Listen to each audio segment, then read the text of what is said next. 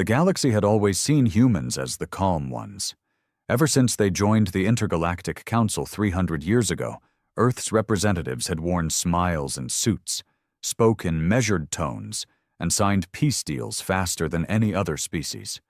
They acted like the quiet kid in a noisy classroom, always polite, always listening, always agreeing. Most species thought humans were too soft to be dangerous, too forgiving to be feared.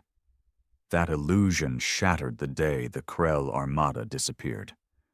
No warning, no distress signal.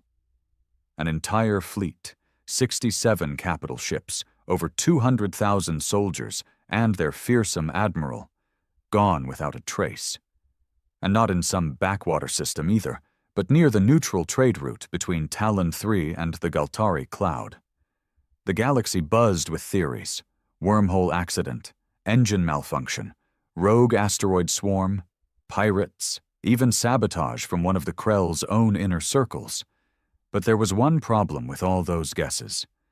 There were no remains, no broken hulls, no scattered life pods, no black box transmissions, just silence where a war machine used to be. At first, nobody suspected the humans. Why would they? Earth had sent nothing more than a research vessel to that region weeks earlier. The ISS Horizon, a ship known for mapping gas anomalies and studying solar flares. No weapons, no combat protocols, just scientists and data collectors. At least that's what the Council believed. Captain Lennox stood at the helm of the Horizon as the final Krell ship disintegrated into dust, its core imploding silently under the weight of gravity bombs disguised as meteorites. He didn't smile. He didn't need to. His orders were never about vengeance, never about emotion. It was strategy, calculation, patience. "That's the last one," his weapons officer, Lieutenant Reyna, said quietly, her voice barely above a whisper. Lennox only nodded. "Good. Pull us out. Leave no trace." They moved like ghosts, efficient, cold. Nothing about this operation screamed human. No rage, no shouting, no bloodlust, just surgical silence. The Krell had crossed a line 6 years ago, burning human colonies along the edge of Zone 12. Earth had begged the Council for justice, filed the reports, sent envoys, waited. Nothing came. Too far, too isolated, not politically significant. So humans waited. Not in silence, but in preparation. Behind every peace treaty Earth signed, behind every polite diplomatic dinner, behind every joint research project, there were plans, contingencies, coordinates. Humanity hadn't evolved past violence. They'd just learned how to wear a better mask. On the surface, Earth remained the Council's favorite model of cooperation. Its delegates spoke of harmony, its media broadcast goodwill. Children in alien academies learned about the Earth Renaissance, where the planet had risen from climate collapse into an era of progress and unity. But in secret, in the dark vacuum between stars, Earth had been building. Not bigger ships, but smarter ones. Not loud armies, but quiet teams, covert branches, black sites, artificial minds designed not to scream war, but to study it. Patterns, tendencies, historical triggers. They didn't want fast war. They wanted inevitable war. The kind you couldn't trace, the kind that looked like it never happened. Captain Lennox remembered the face of the Council speaker when Earth announced its withdrawal from the peacekeeping fleet rotation 2 years ago. Disappointment, confusion, but no protest. Earth had given too much already, they said. No one suspected why. Now, on Talon 3, reports were already flooding in. Trade routes in chaos. The Krell throne world panicked. Council emergency meetings called. And Earth was quiet. "We'll get blamed," Reyna murmured, watching the screen go dark. "No," Lennox replied. "They'll search every system, suspect every rival, chase every shadow, but not us. Not now." She glanced at him. "And later?" He didn't answer right away. just stared out into the void, where nothing remained of the Krell but vapor.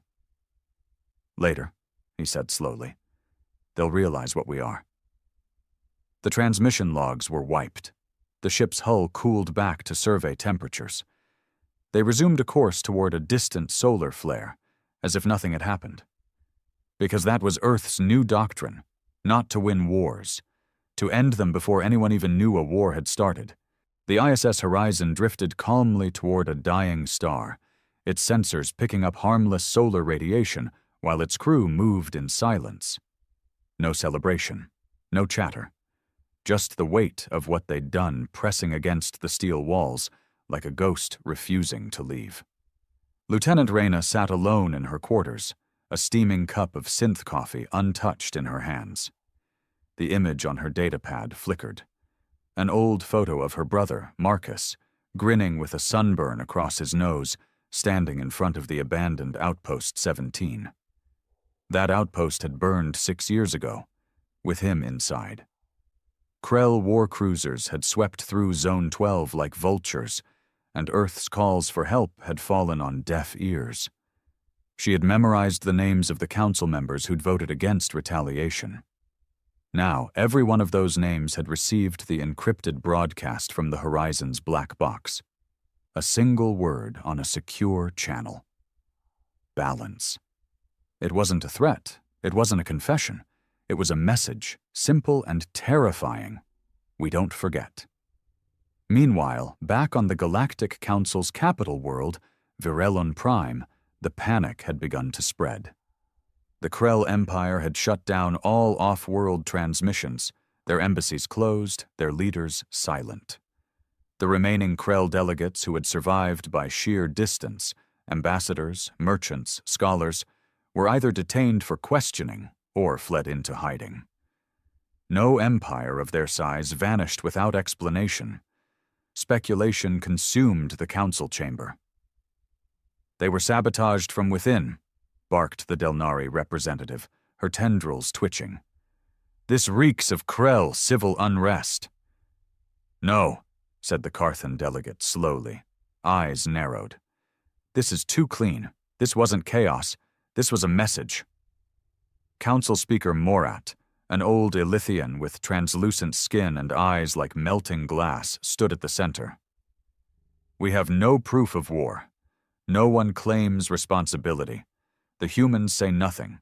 The Seldari deny involvement. Until evidence arises, we will treat this as an internal Krell matter."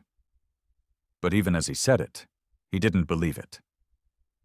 Earth's ambassador, Andre Voss, sat quietly in his seat. Always calm, always composed, a glass of water before him, untouched. He didn't offer a speech. He didn't rush to reassure the room. When Speaker Morat asked if Earth had any information about the missing fleet, Andre simply said, "We mourn all lives lost in the galaxy. We encourage peace." And nothing else. Later that evening, in a private diplomatic lounge, 2 council aides spoke in hushed voices. "I don't trust them anymore," one whispered. "The humans. Something's changed." "It's not change," the other said, eyes haunted. "It's revelation. We're not seeing a new side of them. We're seeing the real one." On board the Horizon, the quiet mission continued. Captain Lennox gathered the senior officers for a closed briefing in the secured ops room. The lights dimmed, holograms flickered to life. The star map of Sector G9 expanded, marking old Earth colonies now abandoned, zones where peace treaties had been ignored, and no one had come to help. "Phase 1 is complete," he said. "Phase 2 begins next week." Reyna frowned. "You think the Council will retaliate?" "They won't even believe we did it, not yet. That's the beauty of it." Lennox tapped a glowing dot on the map.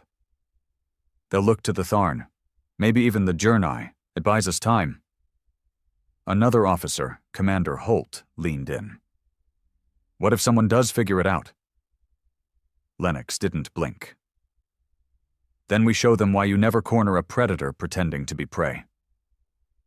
The ship's AI, Athena, chimed in. Incoming message from Fleet Intelligence. Top-tier encryption. Eyes only for the captain. Lennox nodded. Send it to my private console. In his quarters, the message unfolded in cold military script. Operation Mosaic green-lighted. Authorization. Omega level. Target.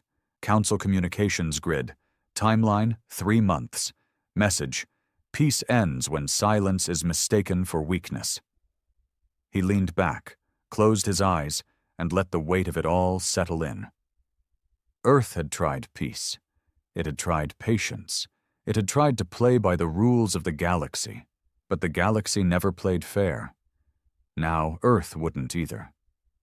3 months later, the galaxy was different, and no one could quite explain why.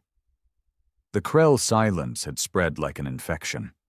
Their systems, once buzzing with trade and communications, remained offline. Smugglers reported deserted colonies with meals still hot on the table, patrol ships that never responded to hails, children's toys scattered in dust-covered streets, no bodies, no blood, just absence. News feeds called it the quieting. Speculation turned into fear. The council demanded answers. Investigators were dispatched, drones sent, fleets deployed. All returned with the same report. No sign of life. In the shadows, Earth moved forward with Operation Mosaic. It began with whispers, communications outages across various sectors of the Council's private comm grid. Not military, not public, but the secure infrastructure used by diplomats and high command. Nobody panicked at first. Tech glitches were common. Solar storms, malfunctions, a rogue update, perhaps. But the outages kept spreading, always skipping human systems. That was when people started to notice. In the Council's war rooms, panic set in. The comm grid wasn't just for messages. It was how planets coordinated defenses, how reinforcements were summoned, how treaties were enforced. Without it, systems were islands, and Earth had just cut the bridges. Ambassador Andre Voss still sat silent in the council chamber. Always with that soft expression, always polite. But now even the other delegates avoided eye contact with him. No one accused him directly. They didn't dare, because deep down, they knew. They'd allowed the humans to grow unnoticed. They thought Earth wanted peace out of kindness. But the truth was so much colder. Earth had wanted peace because war was inefficient. But when peace failed, back aboard the ISS Horizon, Lennox and his crew watched as another Council communications hub went dark. Athena's voice echoed through the operations center, calm as always. Phase 2. Node 6 disabled. Latency across the outer rim is now at 38%. Projected collapse of secure interstellar messaging in 11 days. Lieutenant Reyna leaned forward. The Journai military will notice. They're not stupid. They noticed already, Lennox replied. They just haven't figured out who's behind it. And if they do? He turned to her slowly. Then we stop pretending. In orbit above Earth, the Defense Moon Atlas activated its cloaking field for the first time in a century. Built during the silent years after the Zone 12 massacres, it was Earth's insurance policy. Hidden. Armed. Entirely off record. It had weapons the galaxy hadn't even theorized.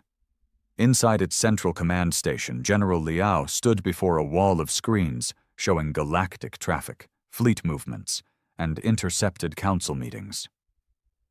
Everything's in place, she told her aide. If they come for us now, they come blind.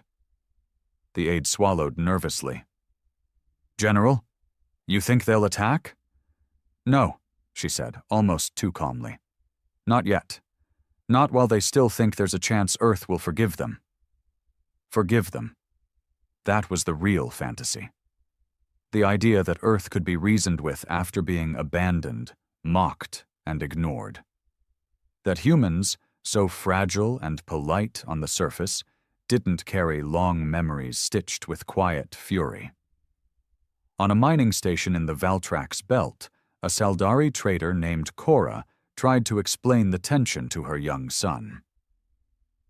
"The humans," she said gently, "they're not angry like the Krell. They don't scream or threaten. They're different. They remember everything. And they wait."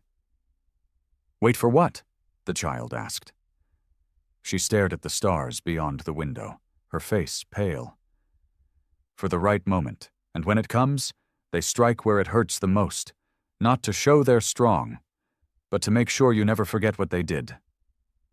Across the galaxy, human colonies remained calm, markets steady, borders untouched, as if none of this chaos concerned them. But in quiet meeting rooms on Luna, deep bunkers under old Earth, and encrypted fleets spread across uncharted space, humans prepared for what came next. Not war, not peace, but reckoning. Because humanity had learned the truth long ago. In the galaxy, being feared lasts longer than being loved. The Council's fear finally gave birth to something dangerous. Desperation. 12 core species gathered in secret on the moon city of Liskar Prime. No reporters, no diplomats, no human observers. They called it an emergency stabilization session, but behind closed doors, it was far more blunt than that. "They've destabilized the grid. We can't coordinate defense routes without risking full exposure," barked the Tharn's supreme strategist, her eyes glowing red with frustration. "This isn't some tech malfunction. It's strategic, coordinated, human no proof," hissed the Carthan Chancellor. "We move without evidence. We start the very war we're trying to avoid." "It's already started," muttered the Delnari representative. "Only we're the ones still playing pretend."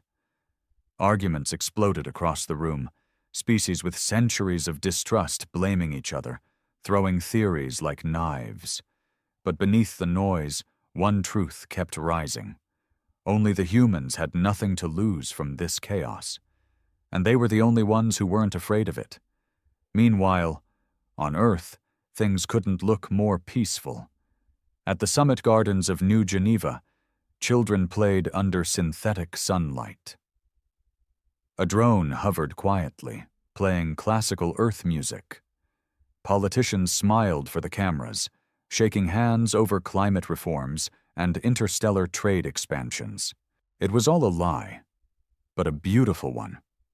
Beneath New Geneva's surface, in the black glass war room of the Strategic Continuity Corps, the real decisions were being made.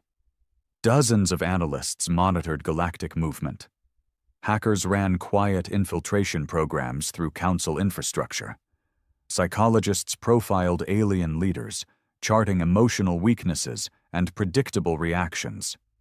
And in the center of it all sat Directive Sentinel-9, a predictive warfare AI built to calculate long-term domination, not through conquest, but erosion. "Update," the AI said in its low, human-like voice. "Council cohesion dropping 12% per cycle, trust matrix at critical decay, risk of unified retaliation, negligible. Recommendation? Proceed to Phase 3. General Liao nodded. "Approved. Target?" The AI responded instantly. "Virelon Prime. Remove public confidence. Disrupt planetary gravity cores. Do not destroy. Only shake." It was cold. Surgical. No cities leveled. No deaths. Just fear. That was the point. Back aboard the ISS Horizon, Lennox received the same directive.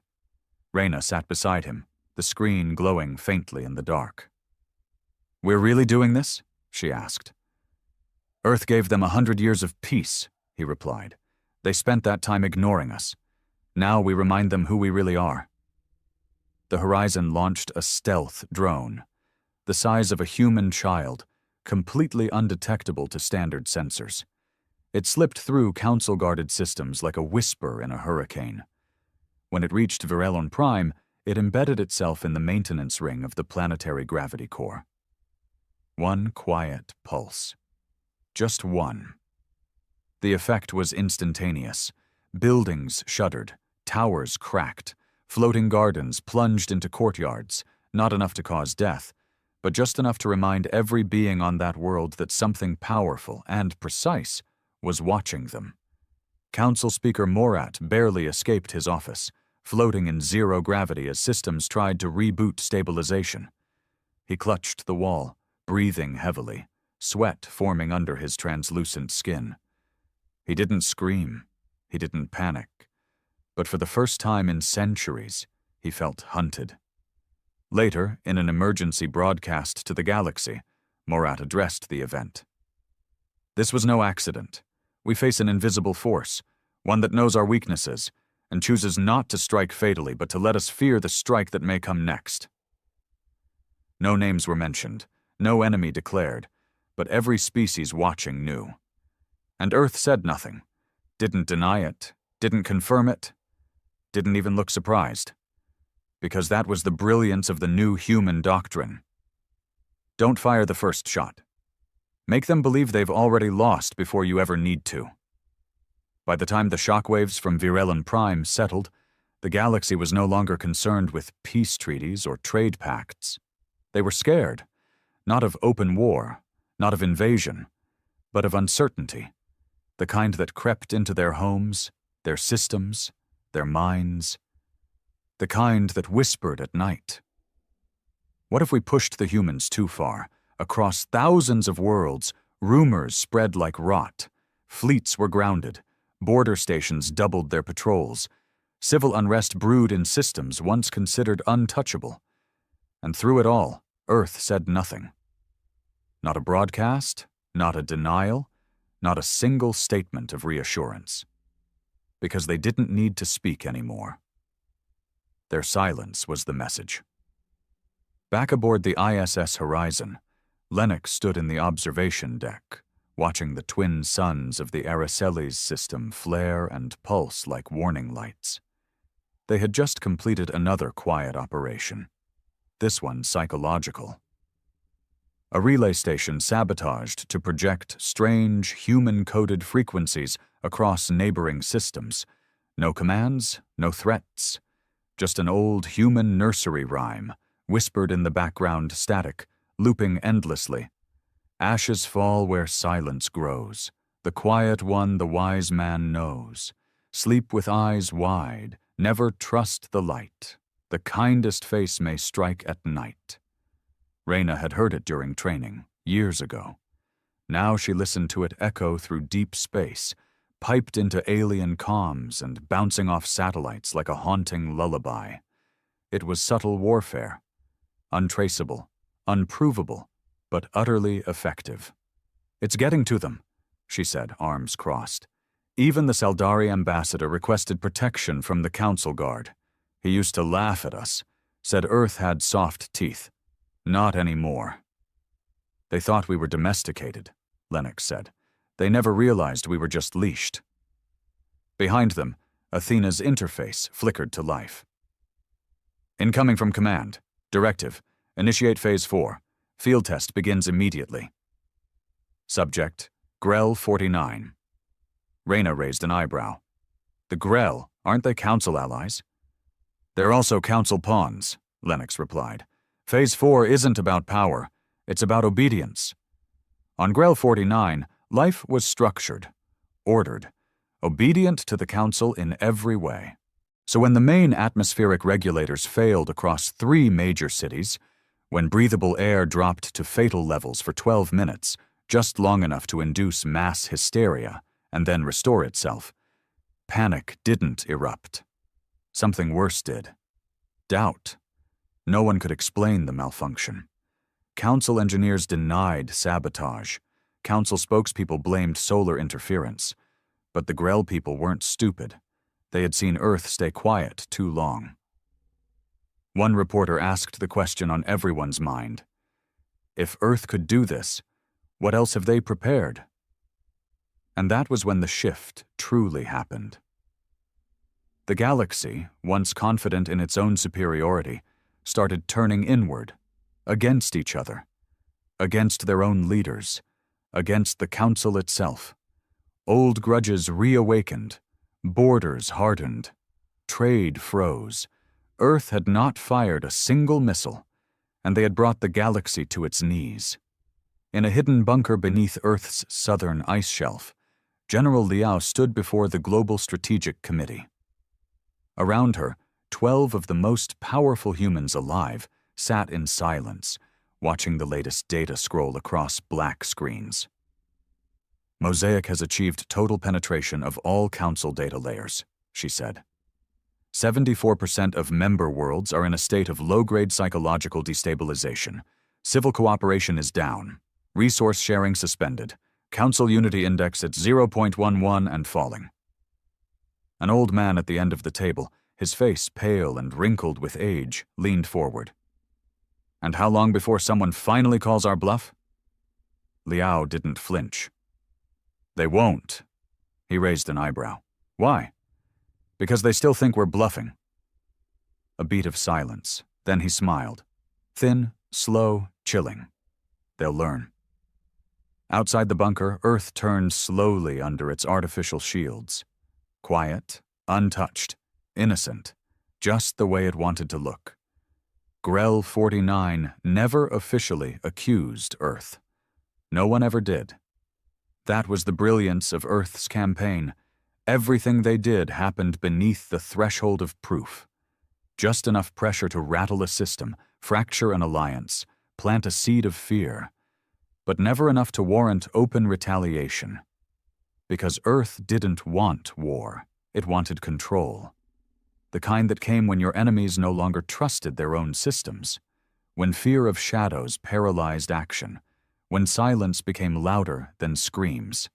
Back on the ISS horizon, Captain Lennox studied the newest intelligence feed, clipped council footage showing an emergency vote on expanding war budgets, suspending cross-species travel, and demanding full inspections of Earth's technological infrastructure. But no vote passed. Too much division, too much paranoia. The council had become a room full of trembling hands, each holding a dagger, all too afraid to strike first. Reyna entered the bridge quietly. She looked exhausted. Something about this phase of the mission had worn her thinner than the others. "We're not soldiers anymore," she muttered. "We're puppeteers." Lennox didn't argue. She continued, more quietly now.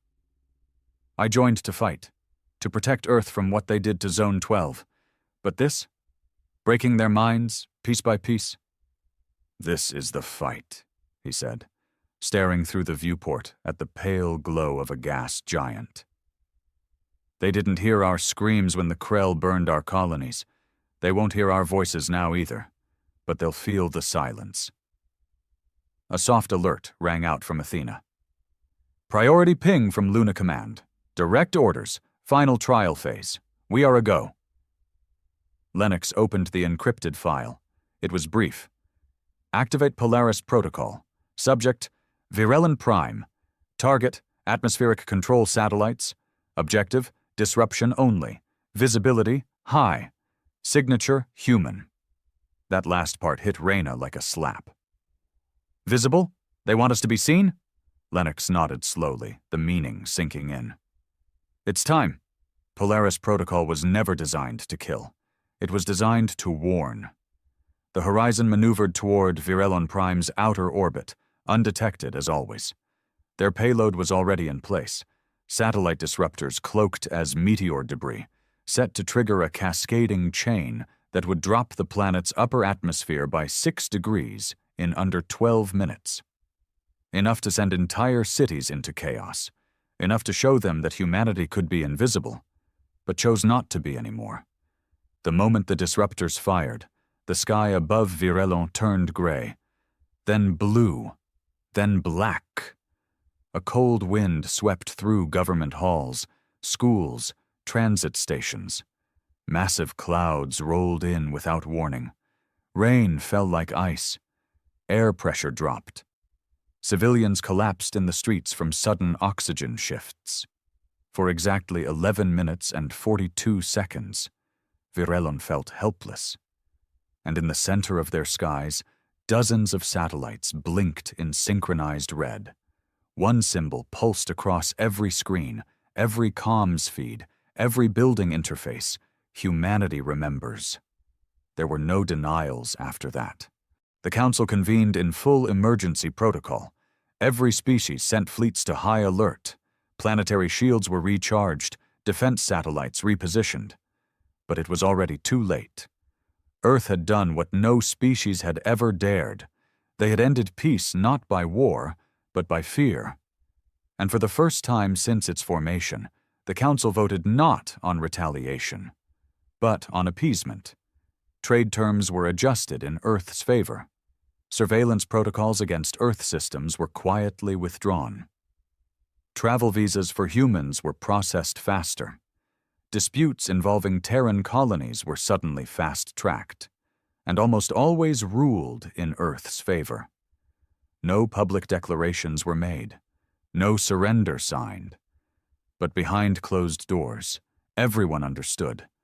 Earth would never again be underestimated. They had been seen as peacekeepers, as diplomats, as idealists. Now they were seen as what they truly were, patient killers. Not because they struck first, but because they waited long enough to make every other species wonder if they ever should have struck at all. The shift was complete.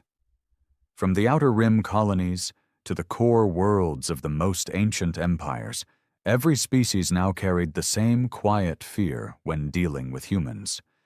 Not the fear of war, but of misstep, of offending the wrong diplomat, of ignoring the wrong Terran petition, of assuming Earth's silence meant weakness. It was the fear of misjudging the quiet one in the room. On Virelon Prime, the skies had returned to normal, but the people hadn't. Entire blocks remained empty, businesses shut down, and military presence surged in once tranquil districts. The atmospheric anomaly had caused no fatalities, no long-term damage, but it had achieved its true purpose: humiliation. The greatest planetary capital in the galaxy had been brought to its knees, and no one had even seen the weapon. In secret, some council members demanded retaliation, others warned of escalation. But all of them, agreed on one thing: Earth could no longer be ignored. On Earth, things remained eerily calm. In a hidden facility beneath the Mojave Desert, General Liao met with the heads of Mosaic, Sentinel Command, and the Strategic Covert Response Division. The air smelled of dust and cold metal. A soft hum from cooling systems filled the silence. "Report," Liao said, standing before a polished glass table showing a live map of all active operations. "Mosaic is now active in 72 of 81 known Council-aligned systems," the Mosaic director said. "Subtle destabilization, infrastructure interruptions, trust decay, everything according to protocol." "And Polaris?" Liao asked. The head of Sentinel Command gave a satisfied nod. "Executed flawlessly. We sent the message, loud and clear." Liao stared at the table for a long moment. Then she tapped a small icon labeled S-13, Retaliatory Simulation, Council Unification Attack. "What happens if they stop fearing and start fighting?" The projection changed instantly. Fleet models, casualty estimates, planetary risk zones. The AI ran a dozen simulations in under 10 seconds. The final line on each read the same: Victory, 71%. Global devastation. Threshold, 89%. Recommendation, maintain psychological pressure, avoid open conflict. She closed the display. "Then we keep them guessing." Raina sat alone on the observation deck of the ISS Horizon, her eyes fixed on a drifting star. Something deep in her chest ached, a cold, hollow kind of ache that no medal or mission brief could soothe. She still remembered the screaming. Not from Virelion Prime or the Krell massacre, but from her own people when no one had come to help. That's what this was really about. The missions, the precision strikes, the psychological warfare. It wasn't about dominance. It was about memory. Humanity didn't forgive, because they'd never been given the chance to forget. Lennox joined her quietly, hands behind his back. "You're thinking too loud again." Reyna didn't smile. "We've changed everything, and they still pretend to believe we're peaceful." "That's the best kind of lie," Lennox replied. "The one they tell themselves." She turned to him, finally asking the question that had haunted her for weeks. "How far are we willing to go?" Lennox didn't answer right away. Then he said softly, "As far as we have to." "Not 1 inch further." A moment of silence passed between them. "Do you believe that?" she asked. He didn't lie. "No." Meanwhile, in a shadowed corner of the Council's own intelligence division, a secret meeting was underway. 4 species. No minutes, no transcripts, just fear, and a single question. What if Earth is already preparing for something bigger? There were whispers of black sites in uncharted space, rogue AI fleets, human-run listening posts that even the Council's own intelligence agency couldn't trace. Some said Earth had even infiltrated the Council's internal networks, feeding them false analytics for years. None of it could be proven. All of it was likely true. One Saldari operative leaned forward, his skin pale and clammy. They never wanted to be galactic leaders. They wanted to be galactic ghosts, and now they are. The room went quiet, because no one had a response, and across the stars, in the shadows of systems too quiet to notice, more human ships drifted unseen, watching, waiting, never striking first, never needing to. The final phase of humanity's silent war didn't come with explosions or bloodshed. There were no grand speeches or triumphant parades. No ships darkened the skies. No missiles screamed through the atmosphere. It ended the way it had begun, with silence. By the time the galaxy realized what had happened, it was already too late. The Council was no longer leading. It was following. Every vote was preceded by hushed conversations with Earth's ambassador.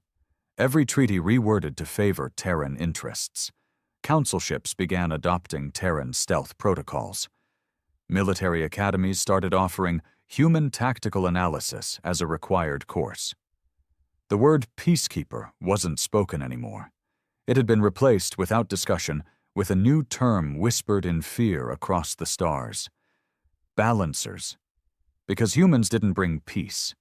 They brought equilibrium, the cold, quiet kind that sat heavy in your chest, reminding you what could happen if you misjudged them again. In the farthest corner of the Orion expanse, a small Council science team aboard the research vessel Helix Star discovered something buried beneath a frozen exoplanet, a human listening post. Abandoned but active, hidden there for over 40 years, long before Earth had even joined the Intergalactic Council. 40 years. They never reported it. Instead, they wiped the logs, turned their ship around, and headed home, never speaking of it again. Because even now, even with Earth appearing to cooperate and assist, nobody wanted to provoke the ones who'd been playing the long game since before anyone noticed they'd arrived. Back on Earth, in the heart of New Geneva, Ambassador Andre Voss stood before the United Terran Assembly, a body of leaders, generals, and thinkers who no longer needed to raise their voices to change the galaxy. The air was warm with recycled wind and the faint scent of ever-blooming trees from the genetically engineered gardens below the chamber. Voss placed his hands behind his back, calm as ever. "It's done," he said. "The Council now bends before us without a single shot fired." A low murmur of approval rippled through the room. "But," he added, letting the silence draw out, "it doesn't mean they trust us, only that they fear us. And fear fades. Eventually." General Liao spoke from her seat near the front. "Then we keep it alive. Quietly. Carefully." A younger diplomat leaned forward, uncertainty flashing in his eyes. "What if someone calls our bluff?" Voss turned his gaze on him slowly. "Then it's no longer a bluff. And that was the unspoken core of the new Terran doctrine. For centuries, the galaxy believed humanity to be fragile, kind, slow to anger, a peace-seeking race that wore its ideals on its sleeves. But humans had evolved far beyond the brute force tactics of early war. They'd learned the art of restraint and how to use it like a weapon. They didn't destroy planets, they destroyed confidence. They didn't cripple fleets, they crippled unity, and they never needed to shout. Because their silence now spoke louder than any declaration of war ever could. On the ISS horizon, Lennox stood alone on the bridge, the stars reflected in the glass before him. The crew had gone silent after the last message from command. Phase 4 was now permanent policy. Mosaic would continue operating, not as a mission, but as a doctrine. Humanity wasn't at war anymore. It was the war. Reyna entered, her boots soft against the steel floor. She looked at him with a strange, tired smile. "So this is it," she said. "The end of the long game." Lennox nodded. "And the start of a longer one." She walked beside him, staring out at the dark. "Do you think they'll ever forgive us?" He didn't answer, because forgiveness wasn't the point. She asked again, softer this time. "Do we even care anymore?" That one he answered. "No." She sighed, then whispered, "I think that's the part that scares me." He didn't argue. It scared him too, but he knew what fear was now. It was power. And Earth, for the first time in its long and battered history, was no longer the frightened species in the corner of the galaxy.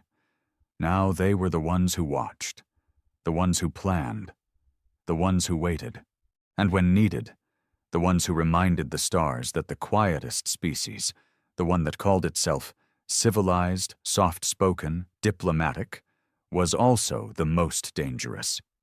Not because of rage, but because of patience, because humanity could wait decades for justice, centuries for revenge, and if peace was refused long enough, they would build a silence so heavy, so absolute, that the galaxy itself would shiver under its weight.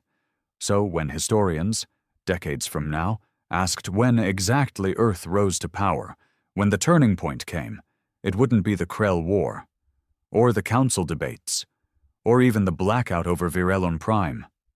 Number it would be the day the galaxy saw humans not as peacekeepers, but as patient killers, and never dared to look at them the same way again.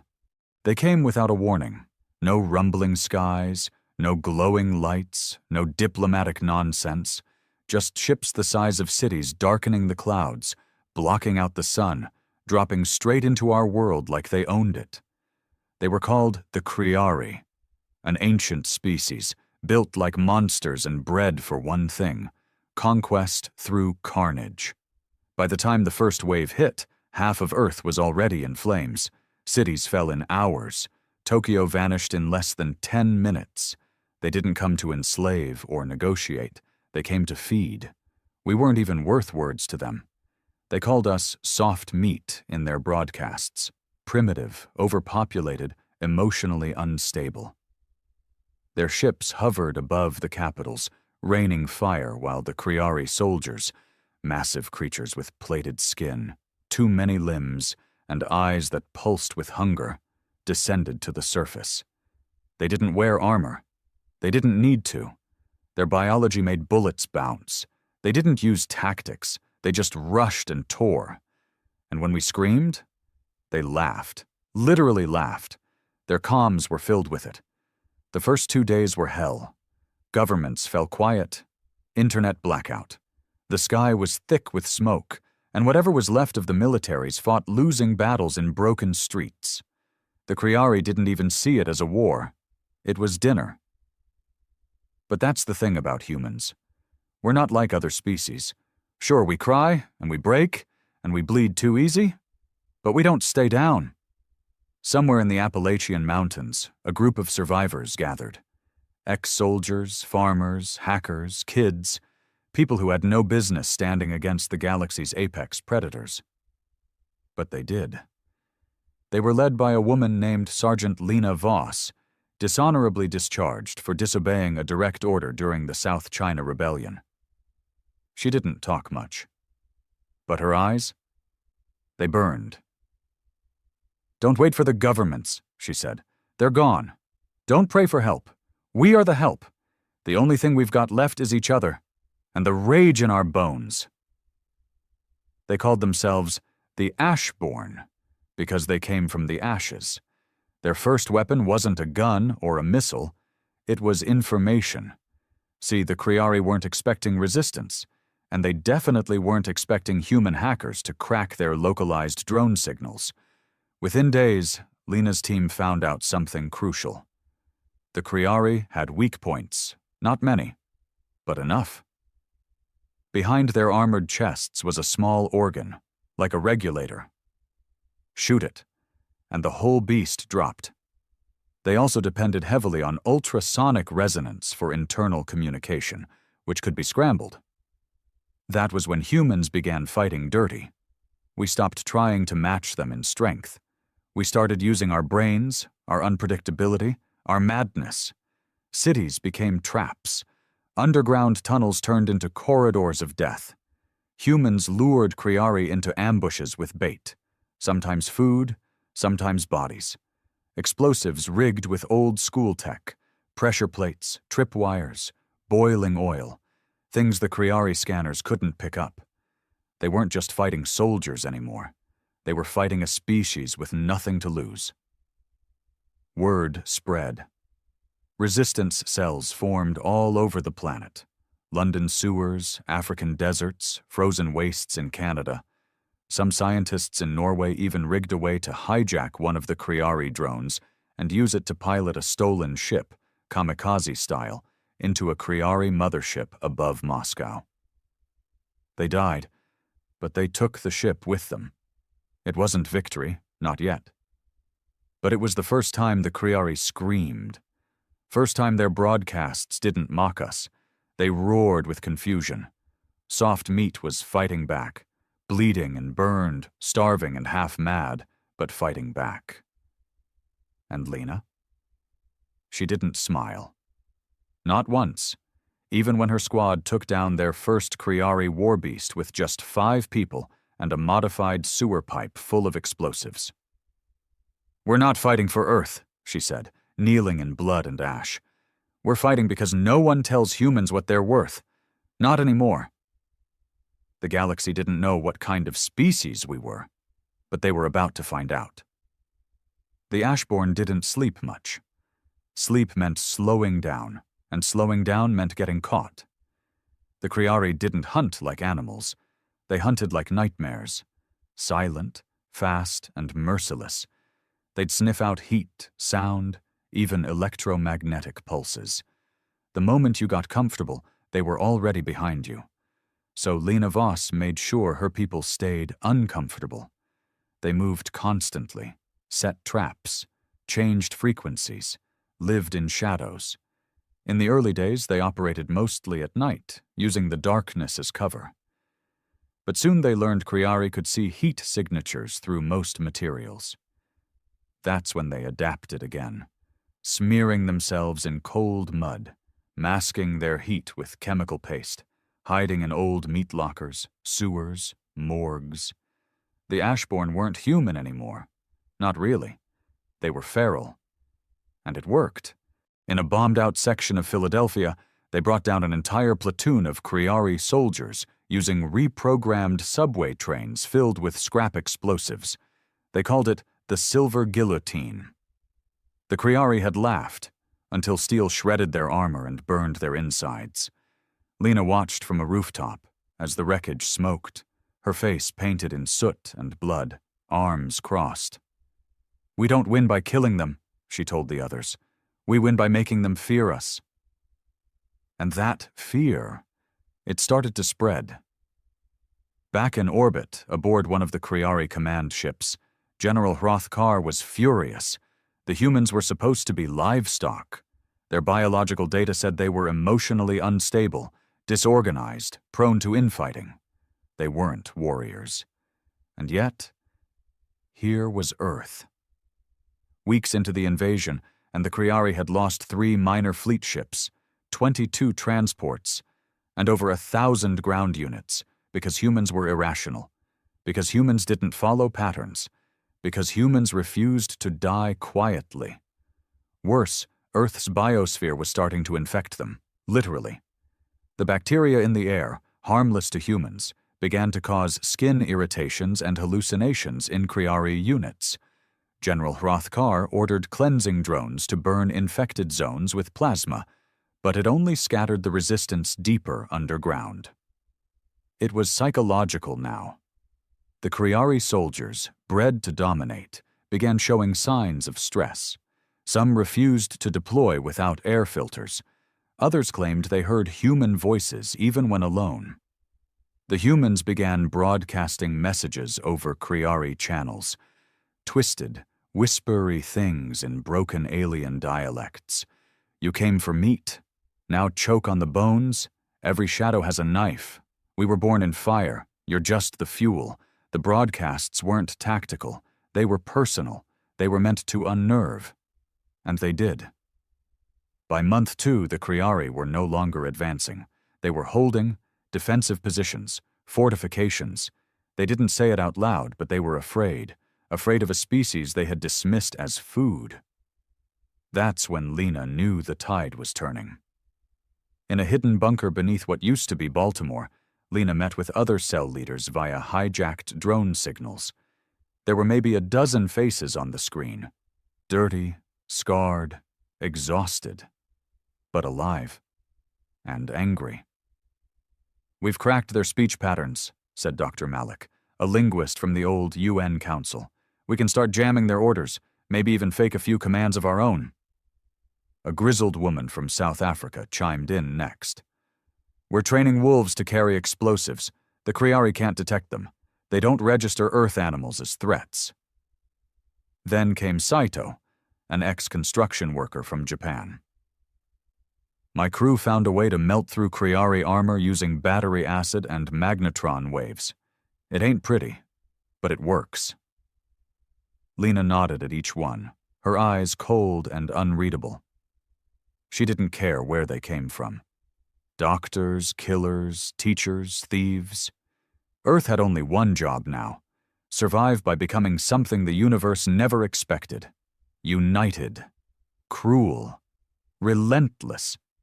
Later that night, as the Ashbourne huddled in the dark, a boy named Nico, maybe 14, eyes too old for his face, asked Lena a question. "Do you think they'll leave?" Lena didn't answer right away. Instead, she knelt beside the fireless stove, checked her rifle, and said, "They won't leave, kid." Nico looked crushed. "So we're all gonna die?" She glanced up at him, a flicker of heat in her voice. "No," she said. "They are." And far above the smoke-choked Earth, the Kriari began transmitting a new warning to their fleets across the stars. Earth is not soft meat. Earth is not prey. Earth is infected. Earth is hostile. By week 9, Earth had stopped being a battlefield. It had become a trap, one the Kriari couldn't crawl out of. Their elite squadrons, once thought invincible, were now ghosts, burned, broken, or lost deep in the ruins of human cities. Those same cities, once symbols of civilization, were now war nests, twisted steel jungles with sniper holes, tripwire forests, and death blooming in every shadow. The Kriari began calling the cities red zones, refusing to enter without full detachments. Even then, most didn't come back. In New York, what was left of it, the Ashbourne had turned Times Square into a slaughterhouse. Rigged billboards blared white noise that scrambled Kriari comms. Sewer tunnels carried smoke and toxin clouds up through the storm drains. They used hacked speakers to replay battle sounds from days ago, confusing the enemy into firing at ghosts. And then there were the screams. Ashbourne operatives recorded actual Kriari death howls and looped them across the ruins. Nothing was more unnerving than hearing your own kind dying on repeat, especially when you didn't know if it was real or a trick. Some Kriari squads panicked. They shot each other, fled. The predators were beginning to feel like prey. Inside an abandoned subway terminal beneath the Bronx, Lena Voss sat over a large map carved into steel. Pins marked every known Kriari nest. Green meant cleared, red meant active, and black meant human blood. "We're not just pushing back anymore," she said to the others in the war room. "We're going hunting." Saito grinned like a wolf. "About time." They called the operation Black Lung.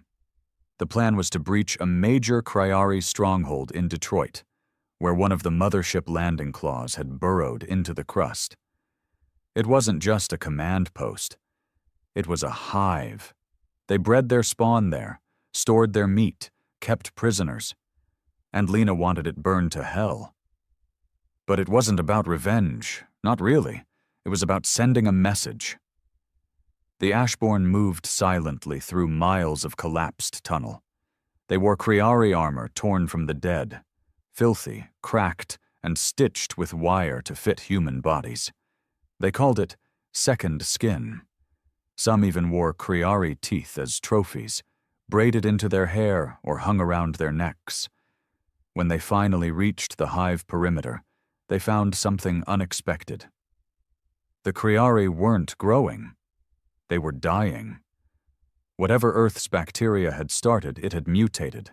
Their hive was half-rotted, walls slimy with black mold. The air was thick with spores. Kriari corpses lined the tunnels, many of them discolored, their bones brittle and splitting from within. Dr. Malik, observing through drone cam, whispered into comms. "It's not just resistance. It's an ecosystem failure. Earth's biosphere is incompatible." Lena stared at the decay, her voice flat. "We're poison to them." They didn't hesitate. The Ashborn moved in, flamethrowers, acid bombs, concussion charges. They didn't just kill, they desecrated. They made sure every Kriari spawn pod was smashed, every communication node melted. They turned the hive into a funeral pyre, and when the screams came, they let them echo. Above Earth, General Hroth-Kar watched the feeds in silence. The footage from Detroit was being broadcast back to the Kriari High Conclave. Elders who had never seen war up close now stared at burning spawn sacks and mutilated soldiers. Earth wasn't worth the harvest anymore. It was a war zone too costly to win. A Kriari strategist finally spoke. "Request permission to initiate orbital purge." Hroth-Kar's jaw twitched. "Denied." "Why? These creatures defile us. Because if we burn their world," he growled, "they will follow the fire back to ours." There was a pause. Cold. Dreadful. He was right. Humans weren't interested in surviving anymore. They wanted retribution. And then, as if summoned by that very thought, a rogue human transmission broke into their fleet-wide comms. It was Lena Voss. Blood on her face, smoke in her hair. Behind her, the hive burned red. She spoke one sentence. "Predators don't get to choose their last meal." Then the feed cut. The Kriari, for the first time in their recorded history, began evacuating a planet. The first Kriari ship to retreat exploded before it left orbit. No one claimed responsibility. No one had to. All over Earth, resistance cells had been watching the skies. They'd mapped the enemy's takeoff sequences, their orbital paths, their exhaust frequencies. And when the Kriari tried to run, Earth answered with fire. It wasn't fancy tech. It wasn't space-age missiles or laser cannons. It was salvaged parts, hacked alien cores, and sheer human spite. Old Russian ICBMs retrofitted with reverse-engineered plasma heads. Some of them detonated before they even reached their targets. But the ones that landed? They sent messages. Across the globe, humans watched the sky light up, Not in fear, but in pride. Not hope. Rage. A different kind of fuel. Lena Voss stood on the roof of a shattered cathedral in what used to be Montreal, eyes locked on the flaming debris streaking across the clouds.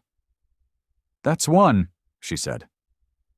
Beside her, Nico held a battered radio. "There's another 2 confirmed break-offs over the Indian Ocean." Saito's voice crackled in on a separate line from Eastern Europe. "One of the carriers is leaking fuel. We clipped it. That bastard's not making it far." Lena didn't smile. She never did. But her voice turned colder, heavier. They thought they were feeding. They didn't know they were bleeding. Something strange was happening now. Something even the Ashbourne hadn't planned. The Criari were turning on each other. In the upper atmosphere, their fleet was divided between 2 commands. Those who wanted to cut losses and flee, and those who demanded vengeance, calling the withdrawal a coward's death. Criari blood feuds were brutal, tribal, and sacred. Honor ran thicker than strategy, and when word of human retaliation reached the outer colonies, shame followed. Generals who had spoken of Earth as livestock were now being questioned, challenged. On Earth, we didn't know the full politics behind their cracks, but we saw the result. They stalled. Some ships hovered mid-evac, vulnerable and blind, caught between pride and fear. Others descended again, attempting to reassert control, but the fire waiting for them was hotter than before. Ashbourne commanders around the globe launched counterstrikes. Drones painted with graffiti and war paint dove straight into hulls. Crude airships filled with explosives and magnetized shards sliced through open landing bays. In Cairo, a group of teenage engineers hacked into a downed Criari scout and piloted it straight into a mothership's underbelly while blasting Beethoven's Ode to Joy. It wasn't just battle anymore. It was theater. A blood opera performed by a species that had nothing left to lose and every reason to destroy. And Lena? She was preparing for the final act. She stood in an old steel mill outside Chicago, now a forward base for a weapon she'd only whispered about until now, Operation Wormwood. At its core was a Criari hypercore, scavenged from a disabled war cruiser, unstable and radioactive as hell. Human scientists told her it couldn't be used, said it would blow the planet before it helped save it. Lena just stared and said, "Then don't miss." They weren't going to use it on Earth. They were going to send it back. The Ashbourne had found a way, barely. Using scavenged parts from Criari comms relays and navigational AI, they began to configure a long-range transport built from a crashed landing craft. It was crude, ugly, barely held together, but it had coordinates to the Criari homeworld. The plan was suicidal. Everyone knew it. Even if the bomb made it, the chances of surviving the launch were close to 0. But the Ashbourne didn't flinch. Saito volunteered to fly it. No hesitation. "If I die," he said, "make sure they choke on my bones." Lena just nodded, then gave him her dog tags. Make it count. That night, the sky lit up again, this time with something no Criari had ever seen. A human-made weapon, stitched together with rage and rust, piercing the void like a spear hurled by the gods themselves. Aboard his makeshift craft, Saito looked down at the earth one last time, not as a soldier, not even as a man, but as a warning. And then he was gone. Somewhere in the void, between the stars that had watched the Criari rise for eons, a human-made coffin hurtled through space, wrapped in vengeance and noise. Saito was strapped in tight, every inch of his body rattling against metal that was never meant to fly again. The ship stank of burned wires and old blood, half machine, half memory. Panels flickered. Warnings screamed in half-translated Criari script. The hypercore throbbed behind him like a diseased heart, ticking down its unstable pulses. He grinned through the pain. They thought we were afraid of dying. He didn't know if anyone heard him. Maybe Lena, maybe no one. But he spoke anyway, for the record, for the ghosts. "I'm not here to live," he whispered. "I'm here to leave a scar." Back on Earth, the Ashborn monitored the signal. They tracked the vessel's warped path, watched it vanish into the dark at the edge of their hacked star maps. The moment it crossed the last beacon, the room went silent. Not a word. Just Lena standing there with her fists clenched, jaw tight. Dr. Malik finally broke the silence. "If it hits, we won't see it." "Good," Lena said. "Let them scream alone." But they did see it. Not with their eyes, not right away, but with the Kriari. The reaction was instant, electric. Across every fleet still hovering in Earth's orbit, their ships suddenly pulled back. Orders reversed. Trajectories changed. Whatever fractured alliance they'd held was broken now. They knew where Saito was headed. They were too late to stop it. And then, 10 days later, it happened. It wasn't a boom. It wasn't even fire. Not at first. It was absence. A sudden silence across the Kriari galactic net. Their homeworld, coordinates once bristling with traffic, military reports, status updates, went dark. Total blackout. The Kriari didn't tell anyone what had happened. They couldn't. Whatever that hypercore did to their world, it wasn't just destruction. It was shame. Cosmic, historical shame. Earth watched as entire squadrons of Kriari ships dropped from orbit. No resistance, no fight. Some crashed into oceans, others just floated until they broke apart. Others self-terminated. They couldn't go home anymore, and they couldn't stay here. It was over. But humans weren't finished yet. In the weeks that followed, Earth's surface slowly began to open up. Ashborn cells gathered in the ruins to rebuild. But it wasn't a celebration. It was a reckoning. Billions were still dead. Oceans poisoned. Forests turned to ash. There were no governments left, only councils. No presidents or kings, just survivors. And Lena? She disappeared. One night she walked out into the hills above what used to be Cleveland. Nico saw her go. She didn't say a word. Didn't leave a note. She just took a rifle, some rations, and vanished into the smoke. Some say she died out there. Others say she's still moving through the shadows, watching, waiting, preparing for whatever the galaxy throws next. Because in the end, Lena didn't fight for medals or revenge. She fought to remind the stars of one thing. Humanity was not prey. We were the infection, the fire, the species that should have died quietly, but instead taught the universe how loud rage can be. And the Kriari, the deadliest predators in the known galaxy, they would spend the rest of their history whispering the name of the world that killed their pride. Earth. The skies were quiet now. For the first time in months, there were no roars of Kriari engines, no plasma streaks through clouds, no death falling from above. Just wind.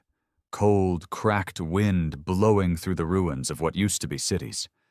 Nature was trying to remember itself. Trees burned black but still rooted. Rivers choked with ash but flowing again. Earth, like its people, refused to die. But peace? This wasn't peace. This was after.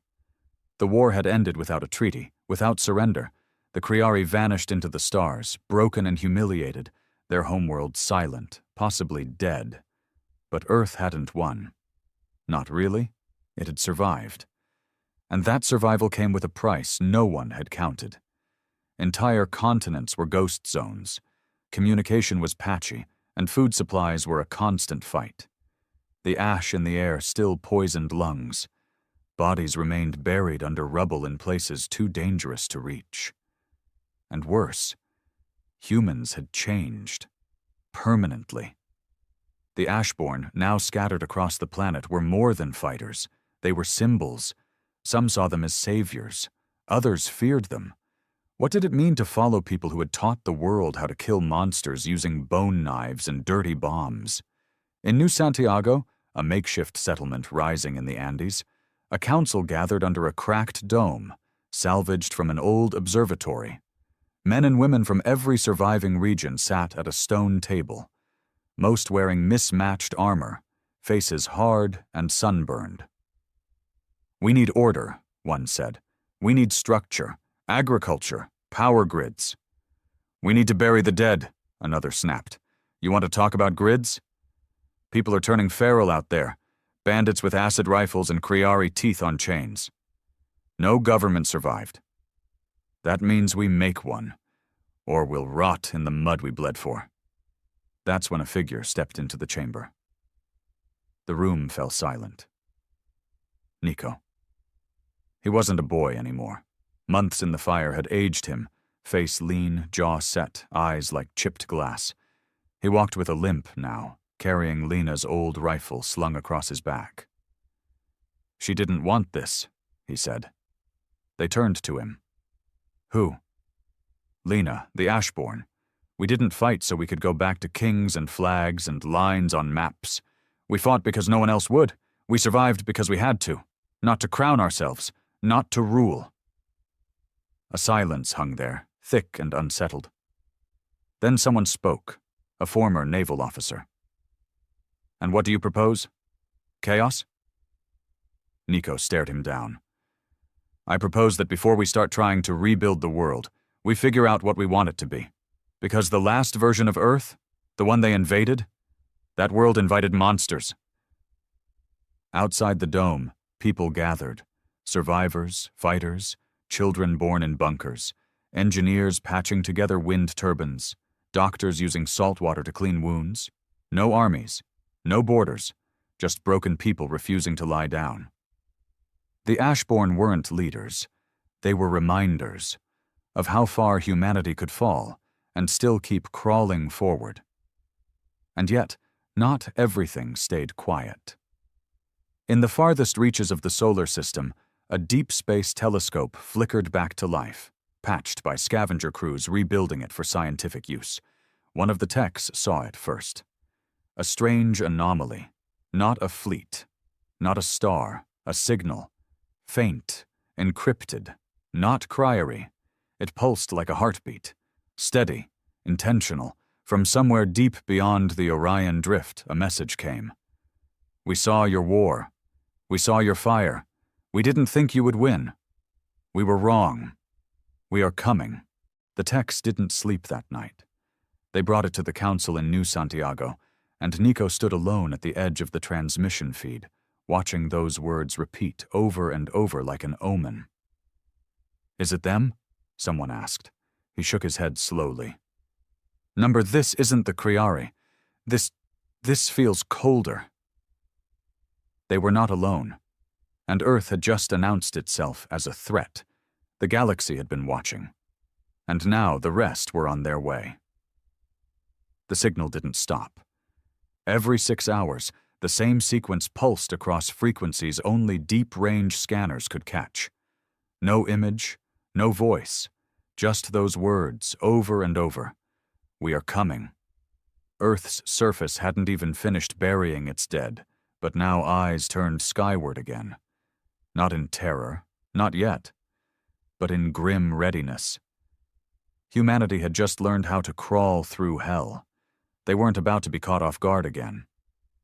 In the underground facility once known as Vault Theta, buried deep beneath the Scottish Highlands, the Ashborn began preparing for the second storm. They didn't rebuild cities. They built bunkers, training camps, weapons labs. Earth wasn't trying to become a civilization again. It was becoming a fortress. Nico spent his days walking the old relay corridors of Vault Theta, reading the data, scanning the frequencies. He was restless, haunted. Not by what had happened, but by what hadn't. By the silence between the signals. He'd learned from Lena that threats don't always come with roars. Sometimes they come politely, quietly, predictably. And that's what scared him the most. "We need eyes past the belt," he told the new Earth Council. "If something's out there, we don't wait for it to knock." He wasn't a soldier anymore. He was something harder to define. A survivor. A symbol. And symbols, as the Kriari had learned, had power. The Council, fractured and struggling, didn't argue. They gave Nico access to what remained of Earth's orbital defense network. With old satellites patched using Kriari tech, he launched Project Sentinel, a net of observation drones, scanning the void for movement. They were crude, dirty, and beautiful. Human. Days passed, then weeks. The signal changed, not in message, but in tone. It began adding layers, hidden frequencies, mathematical pulses. Dr. Malik, now one of Earth's lead xenocryptologists, unraveled it slowly, painfully. And what he found wasn't a threat. It was a challenge, not "we are coming," in a hostile tone. "But we saw what you did, and now we want to see if it was a fluke." "They're testing us," Malik said to the War Council. "Someone out there watched the Kriari fall, and instead of fearing us, they got curious." Nico leaned over the console, eyes narrowing. "What kind of species watches another get gutted and thinks, 'Let's see what made that happen'?" Malik didn't answer, because deep down, everyone knew the truth. Something worse than the Kriari was out there. Something smarter. Something older. And now that Earth had roared loud enough to shake the stars, it had drawn attention. So Earth did what Earth had always done. It adapted. Ashborn recruiters traveled the ruins, searching for anyone with skills, knowledge, or the will to fight again. Former scavengers were given rifles. Scientists were pulled from bunkers and thrown into labs with whatever scraps could be salvaged. And children, those born during the occupation, were taught the truth early. You are not safe. The universe doesn't care if you've suffered. No one is coming to save you. You fight, or you die. In old Brazil, a scavenger tribe constructed a sky harpoon from shipwrecked alien alloys, capable of anchoring enemy vessels during descent. In Morocco, engineers built signal jammers out of fused Kriari language cores, able to scramble even deep space navigation systems. In the Arctic, remnants of the Russian Federation activated something darker, an experimental AI buried long ago under layers of frost and concrete. It was called Volchok, the wolf. Cold, ruthless, unbound by ethics. It had been designed for global suppression, never deployed during the old wars. But now? Now they gave it a new mission. Protect Earth, at all costs. And in the quiet spaces between stars, something was coming. Not fleets, not yet, but scouts. Nico stood in Vault Theta's observatory chamber, watching a small red dot appear on the edge of the system. No ID, no propulsion matching Kriari tech, no broadcast, just movement. Deliberate. Slow. He whispered to himself, "Let them come." Because Earth wasn't rebuilding peace, it was preparing a welcome. It appeared in Earth's skies on a quiet morning. No explosions, no invasion alarms, no shadow creeping across continents.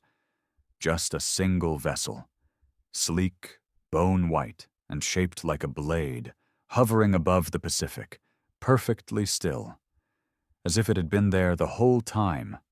No insignia, no markings, no demands. It didn't move, didn't speak. It just watched. From Vault Theta, Nico stared at the live feed. Dozens of telescopes and drone cameras tracked every inch of the craft, but it refused to yield anything. No heat signatures, no emissions. It defied physics like it didn't belong in this universe. And maybe it didn't. Dr. Malik muttered under his breath. This thing didn't travel here. It arrived, like thought, like memory. The council was divided. Some argued to contact it. Others wanted it shot down immediately. But Earth had learned its lesson. Never assume the enemy is here to talk. And that's when it happened. A signal. Not on radio. Not infrared. Not even through the known electromagnetic spectrum. It spoke through thought. Hundreds of humans, soldiers, farmers, scavengers, children, fell unconscious at once. Not in pain, but as if pulled into a dream, a shared vision. And when they woke, they remembered everything. A voice, clear, cold, curious.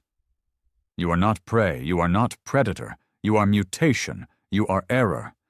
An anomaly that defies expectation. We watched you kill the Kriari. Now we ask, what else can you kill? It wasn't a threat. It wasn't even fear. It was fascination. The species behind the blade ship didn't want Earth's resources. They didn't want slaves. They wanted data. They saw humanity not as vermin or rivals, but as something far worse. A variable they couldn't predict. And in a galaxy built on cold equations and conquest, unpredictability was dangerous. The next part of the signal was even clearer. We offer a proposition. Face us in trial, a test of your existence, win and remain, fail and be forgotten. Nico heard it in his mind, like it had been etched there since birth. He turned to the council, jaw locked. They want a war. Malik nodded slowly. Not a war of territory, of worth. They're measuring us like a lab rat solving a maze. Only the maze is survival. The vote was brief. Humanity didn't bow. Not now, not ever. A new force was assembled. Not soldiers, not diplomats.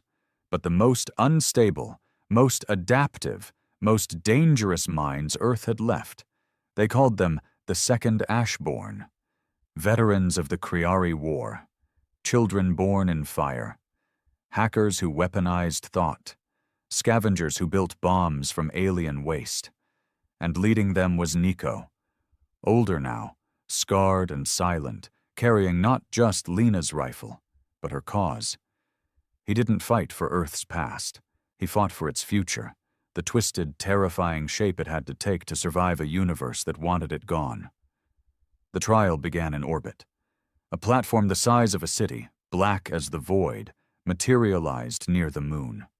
Gravity bent wrong around it. Lights bled in colors the human eye couldn't describe. The Ashborn stepped onto it, eyes forward. And the test? It wasn't fair. They faced beasts crafted from theoretical biology, weapons coded in time loops, puzzles built on collapsing logic. One chamber flooded their senses with memories of the war, the screams, the burning, the hopelessness, trying to drown them in despair. But they didn't break. Because Earth didn't raise heroes. It raised monsters with purpose. Nico, limping, bleeding, half mad with pain, stood before the final judge, a being of pure mind, floating in a shell of glass and light. It asked him one final question. Why do you persist? And Nico, voice shaking but steady, answered, because someone has to show the stars what happens when you try to erase the wrong species. He pulled the trigger. The chamber shattered, and Earth's trial was over. They passed. The blade ship vanished days later. No reward, no allies, just silence. But humanity didn't care. They returned home, changed, hardened, wiser, not just survivors anymore, not even just soldiers, but a cosmic warning. Because the galaxy now understood one thing, burn into every species' memory, carved into the bones of fallen empires. Earth is not prey. Earth is not safe. Earth is the reason monsters check behind their backs.